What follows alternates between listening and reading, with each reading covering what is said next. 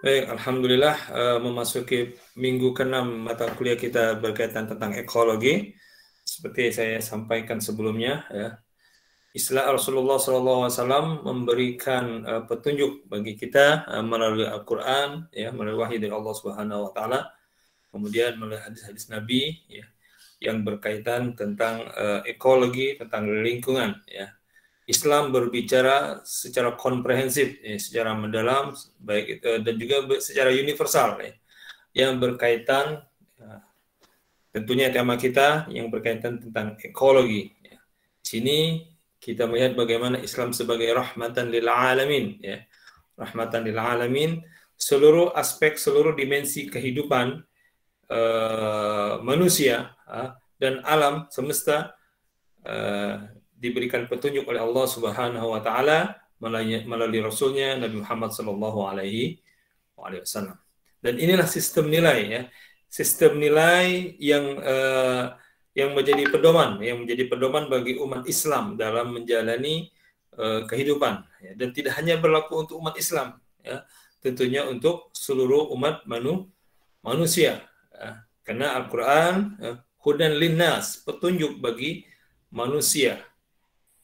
Bagaimana ataupun apa saja sistem-sistem nilai yang dikehendaki oleh Allah dan Rasulnya, maka perlu kita mendalami, memahami, ya, petunjuk-petunjuk tersebut, ya. Menghafal, mengetahui dan memahami, ya, apa saja petunjuk-petunjuk Rasulullah SAW, terutama yang berkaitan tentang ekologi. Kita sudah berbicara banyak hal kemarin, ya, bagaimana tuntunan Rasulullah SAW terkait tentang penggunaan air, terkait dengan wabah, ya, juga terkait larangan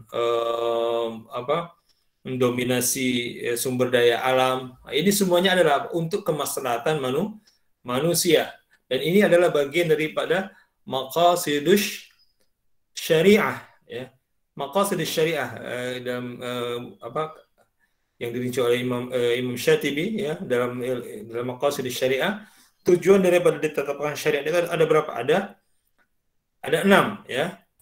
Yang pertama yaitu hibzuddin, ya, menjaga agama. Kemudian hibzul akal, menjaga akal, ya.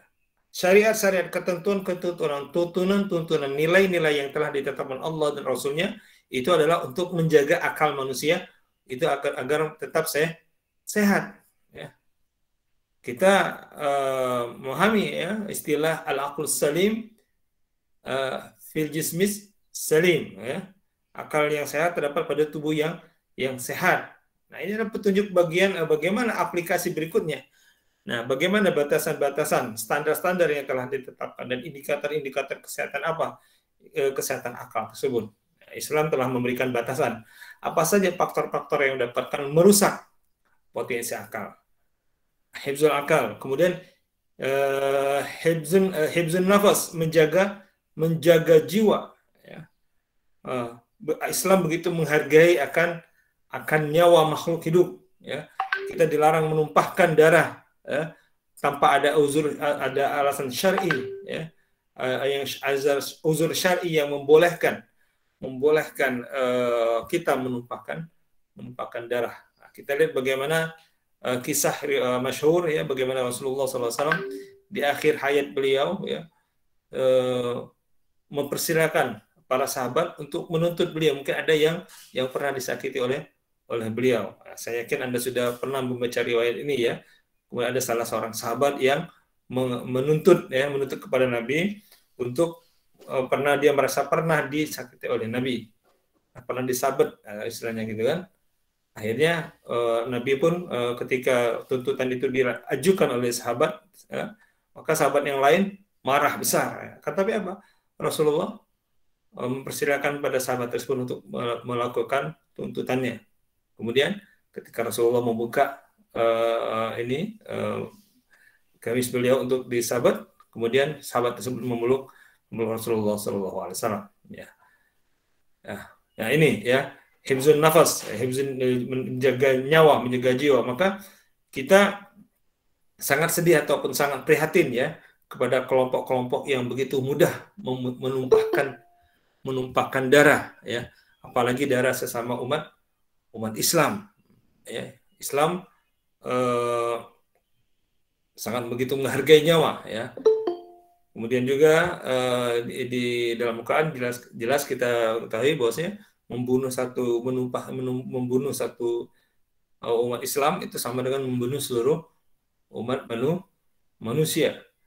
Nah, ini ya maqasid syariah, ketentuan-ketentuan syariat dalam Islam. Kemudian juga dari antara maqasid syariah itu adalah hifzul mal, ya. Hifzul mal, ya, bagaimana harta itu dapat diperoleh, bagaimana cara mencarinya, bagaimana cara mengelolanya, dan bagaimana penerapan ataupun penyaluran dana yang diterima ataupun uang yang diterima untuk apa? Apa untuk dialokasikan kepada hal yang halal ataupun yang haram ataupun yang bermanfaat bagi manusia atau yang membawa mudarat bagi manusia. Semuanya ada pertanggungjawabannya, ya. Ada batasannya mana yang halal dan mana yang haram. Wa halallahu bai'a wa harrama riba. Allah menghalalkan jual beli dan mengharamkan riba. Ya, itu hifzul mal, ya. Tadi hifzul akal, hifzul nafas, hifzul din, yang menjaga agama, ya. Menjaga agama. Nah, menjaga agama, menjaga nilai-nilai agama, ya. Nilai-nilai agama, nilai tuntunan-tuntunan kehidupan sesuai dengan ajaran agama. Bagaimana caranya? Yaitu dengan cara melalui program pendidikan, mengkaji, menganalisa, ya. Dan Islam begitu menghargai akan ilmu pengetahuan. Ya, janji Allah sebesar, ya, nyata yarfa'illahu alladziina aamanu minkum walladziina utul ilma darajat. Ini adalah bagian dari komitmen Islam bagaimana menentukan syariat-syariat yang ada adalah untuk kemaslahatan manusia. Jadi apa saja saya sebut tadi? Hifzul akal, hifzul nafas, hifzul mal, hifzun din, ya. Kemudian hifzun nasal, menjaga keturunan. Islam mengatur bagaimana proses untuk mendapatkan keturunan yang benar, yaitu melalui jalur pernikahan. Nah, an-nikahu sunnati, faman raghiba an sunnati falaysa minni. Nikah itu adalah sunnah Rasulullah SAW. Maka barang siapa yang tidak atau enggan untuk menikah, menolak pola pernikahan, maka dia bukan dari mengikuti sunnah Rasulullah SAW, manhaj kehidupan Rasulullah SAW. Kemudian hadis lain misalnya, ya ma'asal syabab man istata'a minkumul ba'ah falyatazawwaj, wahai para pemuda, barang siapa yang sudah memiliki kemampuan untuk al-ba'ah, mencari nafkah, falyatazawwaj, maka hendaklah dia segera menikah.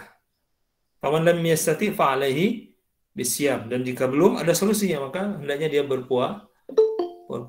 Fa innahu wija, sehingga puasa itu adalah benteng bagi pemuda yang belum memiliki kemampuan untuk mencari nafkah, yang memiliki keinginan untuk segera menikah.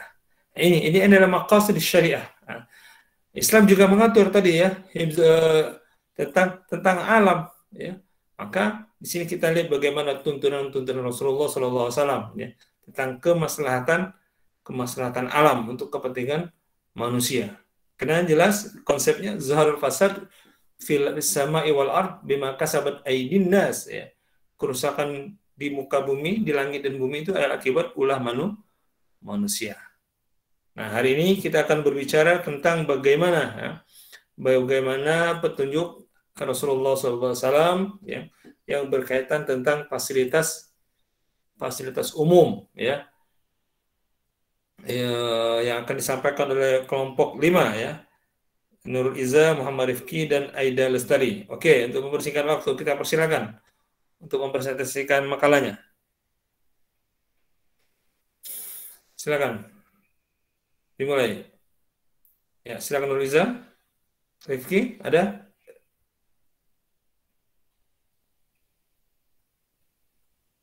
Aida Lestari, silakan.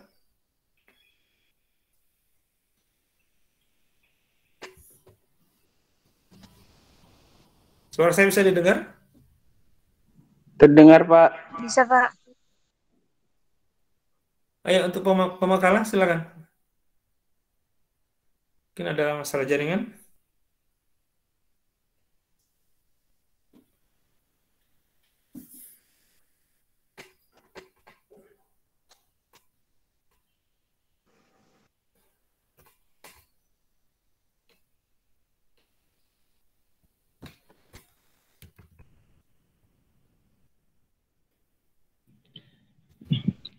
Baik, langsung mulai aja, Pak. Ya, fadhol. Bismillahirrahmanirrahim. Assalamualaikum warahmatullahi wabarakatuh.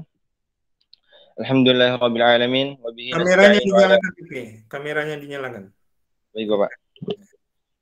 Alhamdulillahirabbil alamin wa bihi nasta'inu ala umri dunya waddin. Wassalatu wassalamu ala asrafil anbiya'i wal mursalin wa ala alihi wa sahbihi ajmain. Selamat pagi teman-teman. Di sini kami dari kelompok 5 akan memulai perkuliahan pada pagi hari ini dengan judul makalah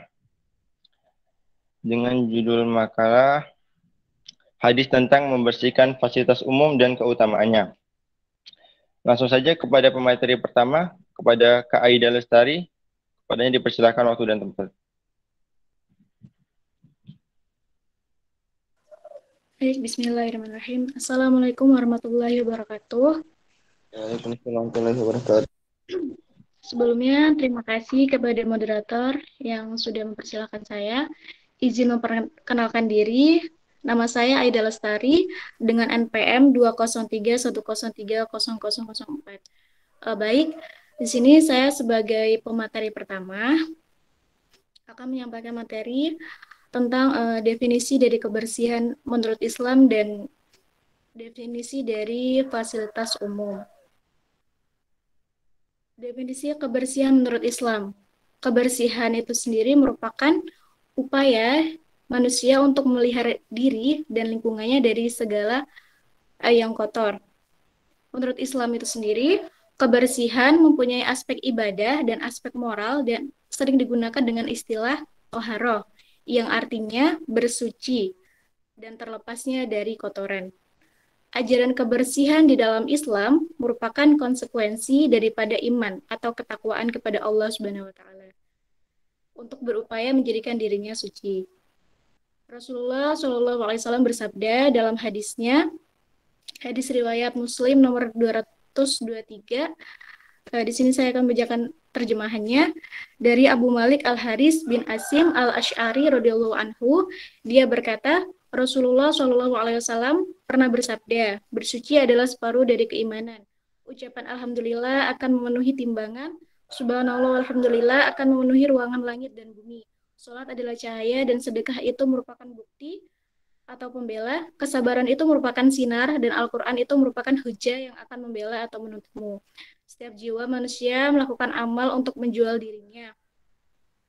Maka sebagian mereka ada yang membebaskannya dari siksa Allah, dan sebagian lain ada yang menjerumuskannya dalam siksanya. Hadis riwayat Muslim nomor 223. Kandungan yang dapat diambil dari hadis tersebut adalah bahwa Allah Subhanahu wa taala menyukai kebersihan, keindahan, dan juga kesucian. Ketika kita melakukan hal yang disukai Allah Subhanahu wa taala, tentunya akan mendapatkan nilai di hadapannya, yaitu berupa pahala ibadah. Dalam hadis tersebut dinyatakan bersuci adalah setengah dari iman. Hal ini berkaitan dengan keimanan seseorang yang menjadi lengkap apabila seseorang itu dapat menjaga kebersihannya. Ada 3 istilah macam kebersihan di dalam Islam, yakni yang pertama nazafah, yakni kebersihan tingkat pertama, seperti bersihnya dari kotoran secara lahiriah yang bisa dibersihkan dengan air. Yang kedua, toharoh, menurut bahasa, yakni menyucikan, meliputi kebersihan lahiriah dan batiniah. Yang ketiga, ada tazkiyah, yaitu membersihkan diri dari sifat yang tercela dan memperbaiki diri dari sifat yang terpuji. Kemudian, definisi dari fasilitas umum. Fasilitas umum itu sendiri adalah sarana dan prasarana yang disediakan untuk kepentingan umum. Fasilitas yang disediakan ini merupakan sarana yang memberikan kemudahan bagi masyarakat sehingga harus dipelihara dengan baik dan benar. Contoh dari fasilitas umum itu antara lain seperti jalan, masjid, angkutan umum, saluran air, jembatan flyover, halte, alat penerangan umum, jaringan listrik, trotoar, jalur busway, tempat pembuangan sampah, dan lain sebagainya. Mungkin itu saja yang bisa saya sampaikan. Kurang lebihnya saya mohon maaf. Wassalamualaikum warahmatullahi wabarakatuh. Terima kasih. Terima kasih kepada Kak Aida telah menyampaikan makalah yang pertama. Selanjutnya akan saya lanjutkan mengenai hadis Nabi mengenai kebersihan fasilitas umum. Hadis yang pertama adalah hadis mengenai larangan meludah dan membuang dahak di dalam masjid. Haddatsana Muhammad bin Utsman an Utsman bin Abu Marwan, haddatsana Ibrahim bin Sa'd an Ibnu Shihab an Humaid bin Abdurrahman bin Auf an Abi Hurairah wa Abi Sa'id al-Khudri annahuma akhbarahu anna Rasulullah sallallahu alaihi wasallam ra'a nuqama fil jidar al-masjid fatanawala hasata fahakka thumma qala idza tanakhama ahadukum fala yatakhammanna qibala wajhihi wala an yaminihi wal yabzuk an shimalihi aw tahta qadamihi yusra. Artinya, telah menceritakan kepada kami Muhammad bin Utsman al-Utsman Abu Marwan berkata, telah menceritakan kepada kami Ibrahim bin Sa'ad dari Ibnu Shihab bin Humaid bin Abdurrahman bin Auf dari Abu Hurairah dan Abu Sa'id al-Khudri bahwa keduanya telah mengabarkan kepadanya bahwa Rasulullah sallallahu alaihi wasallam melihat dahak di dinding masjid. Beliau lalu mengambil kerikil seraya membersihkannya. Setelah itu beliau bersabda, jika salah seorang dari kalian membuang dahak, maka janganlah ke bagian depan atau samping kanannya, tetapi hendaklah ke samping kiri atau di bawah kaki kirinya.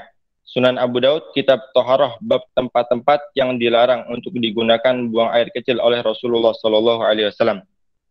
Yang dimaksud dengan memendam ludah di sini adalah menguburnya dengan tanah di masjid itu, sebab lantai masjid di masa Nabi SAW masih berupa tanah. Begitu pula di kondisi seperti ini, jika ludah atau dahak bisa mengotori sekitar, bahkan menjadi sarana penyebaran virus, maka janganlah membuang ludah sembarangan. Jika meludah di tanah, maka kuburlah ludah tersebut, agar tak terinjak atau tersentuh oleh orang lain. Hadis yang kedua adalah mengenai larangan membuang air di jalan, di tempat umum, dan dalam air yang mengalir.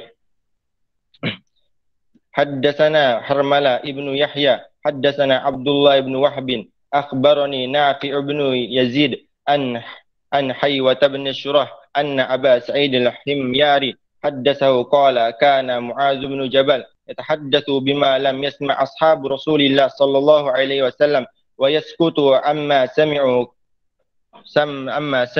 fabalagha Abdullah ibn Amr ما يتحدث به فقال والله ما سمعت رسول الله صلى الله عليه وسلم يقول هذا وأوشك معاذ أن يفتنكم في الخلاء فبلغ ذلك معاذ فلقيه فقال معاذ يا عبد الله بن عمرو إن التكذيب بحديث عن رسول الله صلى الله عليه وسلم نفاق وإنما إثمه على ما قاله لقد سمعت رسول الله صلى الله عليه وسلم يقول اتقوا الملائين الثلاثة برزا fil mawarid wa dhilli wa qari'at tariq.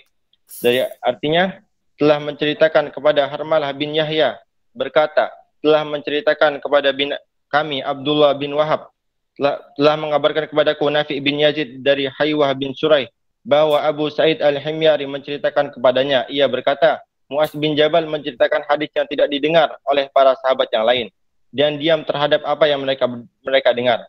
Maka sampailah kepada Abdullah bin Amr apa yang ia ceritakan, sehingga Abdullah bin Amr berkata, demi Allah, kemana tadi?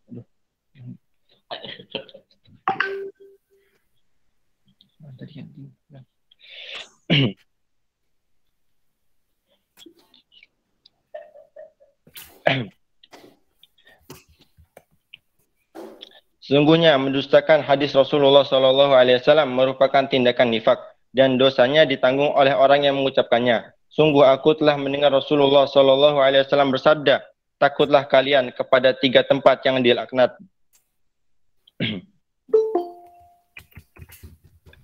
Buang air besar di tempat umum, di tempat berteduh, dan di tengah jalan. Sunan Ibnu Majah, Kitab Thaharah dan Sunnah-Sunnahnya.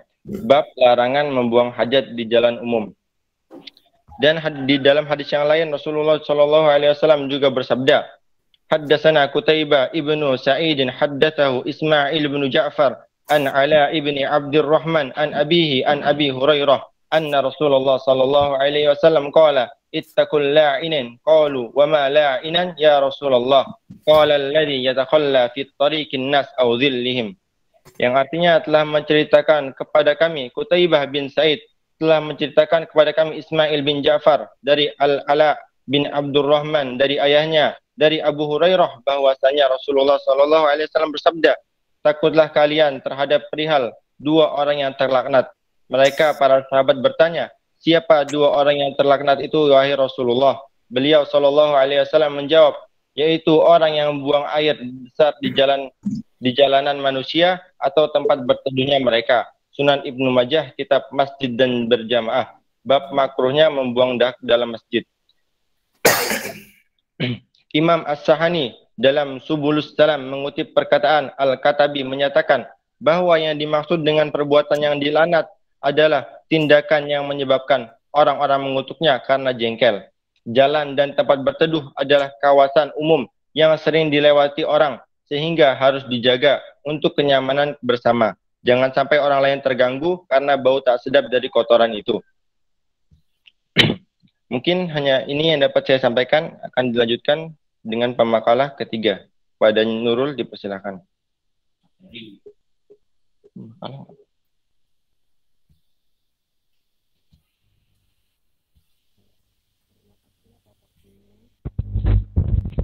Terima kasih atas waktunya. Saya Nurul Iza Zahra.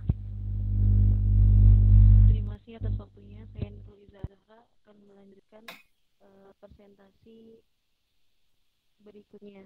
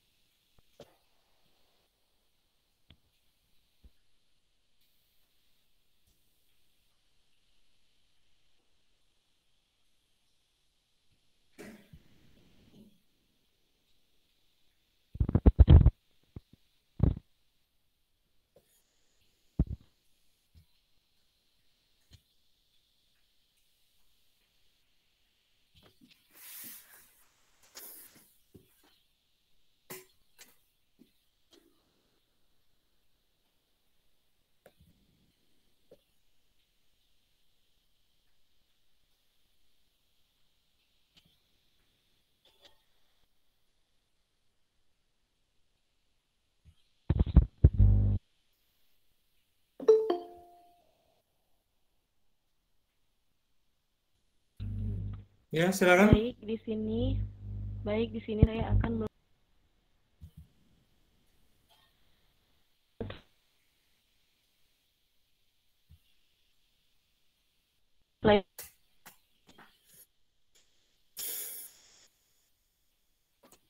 Islam.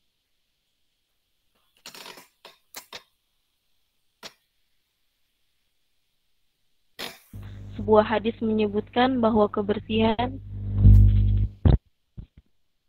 ini manfaat dan keutamaan membersihkan fasilitas umum, dan bahwa kebersihan adalah sebagian dari iman. Tempat yang bersih merupakan hal yang tak terpisahkan dari kehidupan manusia dan merupakan unsur dalam ilmu kesehatan. Tempat yang bersih merupakan sebuah cerminan bagi setiap individu dalam menjaga kesehatan yang begitu penting dalam kehidupan sehari-hari. Manusia berkembang dan mempertahankan kelangsungan hidupnya dalam rangka menghadapi berbagai tantangan dalam lingkungannya. Tempat yang bersih akan lebih baik jika semua orang sadar dan bertanggung jawab akan kebersihannya, karena hal itu harus ditanamkan sejak dini. Manusia dan tempat tinggalnya merupakan dua faktor yang saling mempengaruhi.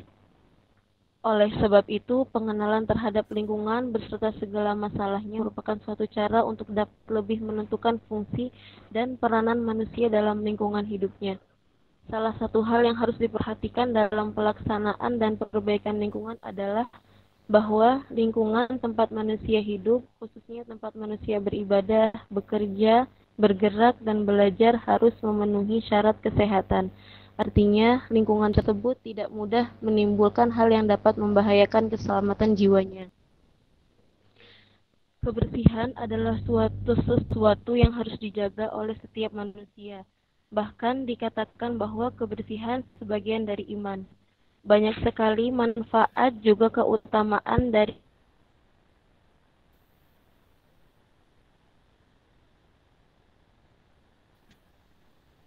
membersihkan tempat-tempat umum.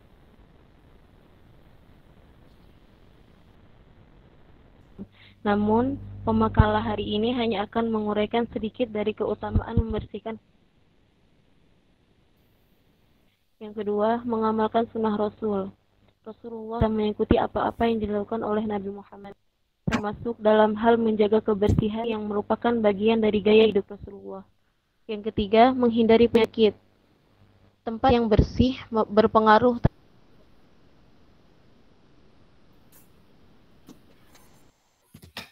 seseorang yang hidup di lingkungan yang bersih, maka badannya cenderung sehat.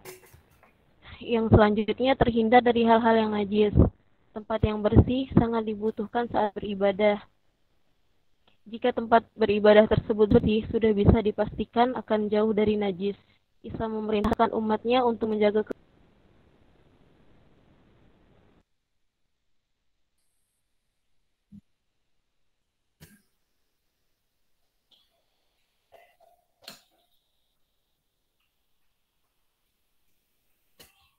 yang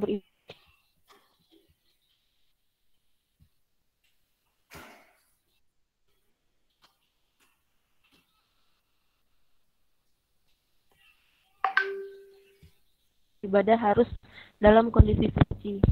Yang terakhir, menjadikan lingkungan lebih nyaman untuk ditempati. Sebuah tempat yang bersih tentu akan membuat manusia lebih nyaman untuk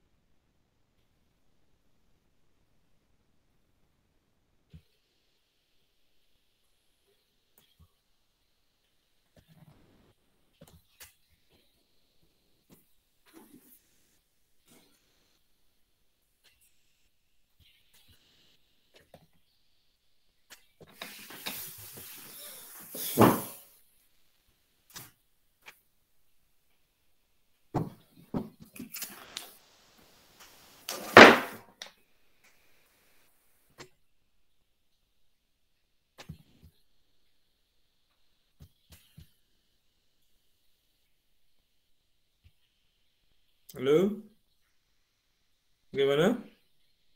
Sinyal? Lanjutkan sama yang lain dulu,